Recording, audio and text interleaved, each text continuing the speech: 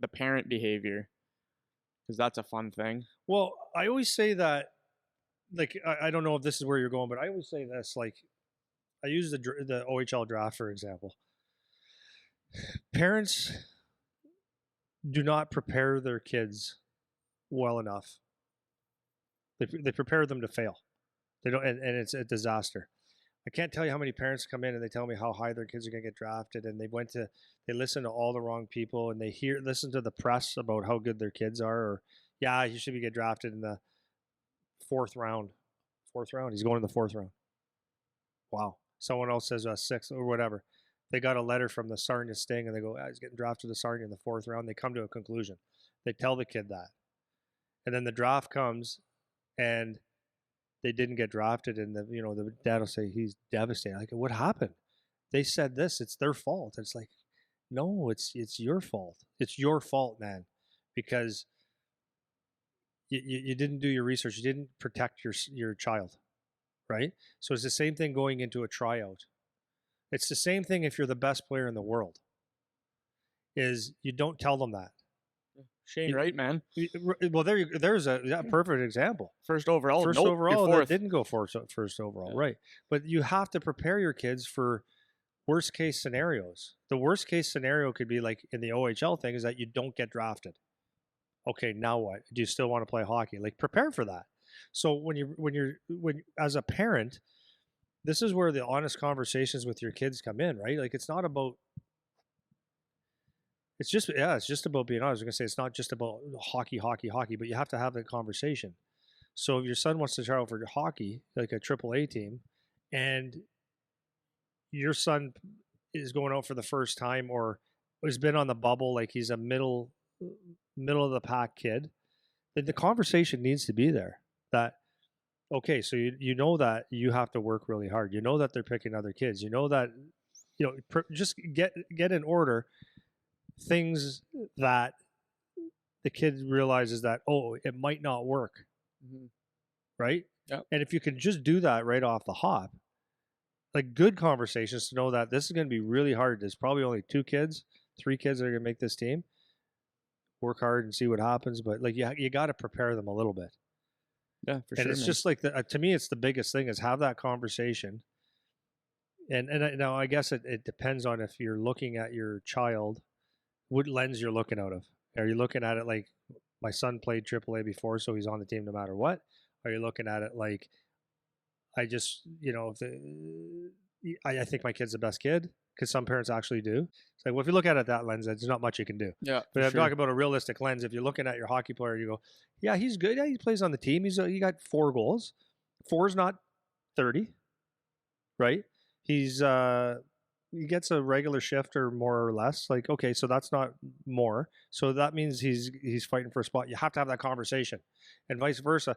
If your kid is the best kid on the team, you got to say you got to work hard, and you never know, someone is going to take your spot, and you prepare them to be a little bit more humble and be more of a leadership thing. But that's a different conversation. Well, I think kind of tailing on that too is you have to remember to have some perspective as the parents, because it can seem like this is the most important thing ever because you're caught up in it. And I've said this so many times before, but when your kid plays a AAA level hockey where it actually ends up being your whole life for 8 months of the year, because it's all consuming. Right. Because every Friday, Saturday you have a game. You practice twice a week. They might have workouts a couple times a week. Yeah. So the whole week, your schedule for 8 months of the year, it's revolving around the fact that your kid plays hockey. Yeah. So and you know what else to cut you off is it's awesome. It is awesome. Like, I got to be honest with you. Like, and I probably enjoyed watching my kid because I love watching the way he played hockey. I always said he's my favorite hockey player in the whole world. Still is today. But for my wife and I to go to the rink and watch our son play hockey and see that smile. Remember, you see him on the ice and he had that ear to ear. What did you call him? Chipmunk face? Face, always happy. Yeah. And to see that joy of playing hockey made me happy because I love the game of hockey. Yeah. That he was good at it made it even better. And you do look forward to, and you do make a couple friends, right? I had a couple friends, not a ton. I was friendly to everybody, but I had a couple friends I actually enjoyed. Hey, what are you doing before the game? We're going to go grab a beer? Awesome. Gonna go grab a bite to eat, go after, have something to eat and stuff. I had a very close knit of people like that. So it consumes your life, and it's okay, but you have to keep it in perspective. Yeah, That that's my point. this is, and these friends that you have now are not necessarily your friends for life. They're friends for now, and you get along and enjoy it. It's freaking awesome. But there's a thing. It consumes your life, and it's a really good thing, but it does consume your life. But for the bottom line, it ends here. Yeah, and my whole point too is not even that it ends here. It's just that it's not the most important thing ever. At So all. so it's like you see like so many times, like we were talking about the one kid. So it was his NHL draft year this past year, Yep.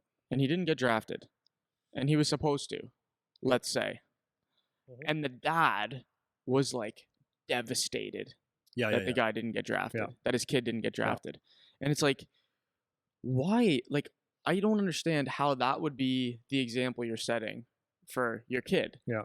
And this is a high level player, plays in a really good league, obviously, and was supposed to be, or his dad thought he was supposed to be this, that, the other thing. Yeah. Well, his dad listened to what he wanted to listen to. Exactly. And that's my whole point, because the parents, they start doing this right from the time the kids are 10.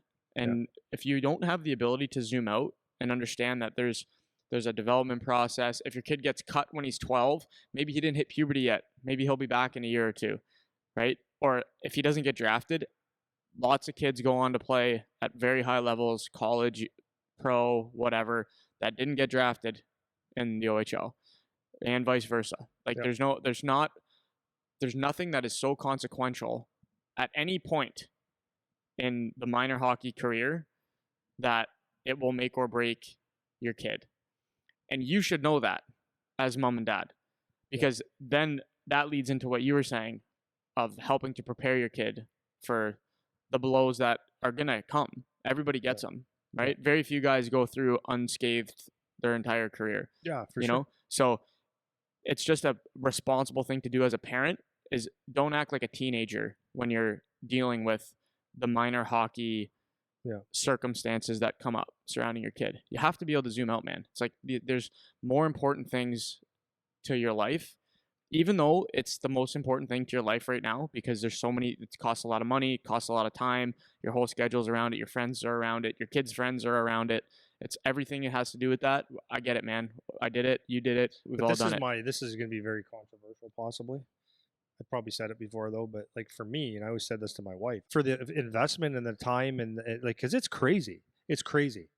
Like it's every night. So if my son wasn't, and let's not even say the top two players, but like if he was close and worked like a dog, okay, maybe I can live with that because there's a life lesson in there. But if you're sitting at the mid to the bottom and there's like basically not much of a chance to move on, that's a huge investment. Yeah, and that's fair enough. But like people, you can make your own choice. Like if you want to spend your money and your time doing that, like go for it, man. If your kid's a borderline player, that's your you can do that if you want, man. If you got the money, if you want to spend your time doing that, 100%, go for it. But but to get emotionally, that's my point. Right. To be emotionally distraught about it at the end of the day, it's like, wow, come on, guys. It should never happen, ever. No. Even if your kid's the best. And parents will talk about kids that are the best on their team when they're like 10, 11, 12. And it's just funny because like when parents come and bring those kinds of stories to us, like I said, we sit and we listen and we laugh and we say, well, we always throw caveats at people. Yeah. That's what's funny. Is like people will come and be like, this kid is just unbelievable. He's this, that, and whatever. And it's like, for now, like today he is. And I can go through every single team at every single level ever. And the kid that's the best when they're 10 is not the kid that's the best when they're 12, is not the kid that's the best when they're 16 or whatever. Almost never. Almost never. You get the odd guy. Of course, there's exceptions to every rule. That's just straight through. He's always unreal. But it's funny. My brother was talking about a kid that was in the 06 group. That was their draft. I guess he's a year younger, 07. So he said this kid, he goes, because his son, my nephew, played against him. He goes, I'm not going to say the name. So they played against him. He goes, Andy, this guy was a stud. He's the best player I've ever seen at that age. And I go, yeah. I said, I've heard his name. He goes, Andy, he was the best. And then I said, let me see where he's at and all that stuff. And it's like he's just really good. He's just good. Yeah. He's not the best. And and my brother said he's huge. Like an Adam and Pee Wee or Adam. So that's U10. He was huge. He was like 5'6" or something like that. And yeah, and now he's just good. Yeah. Good player.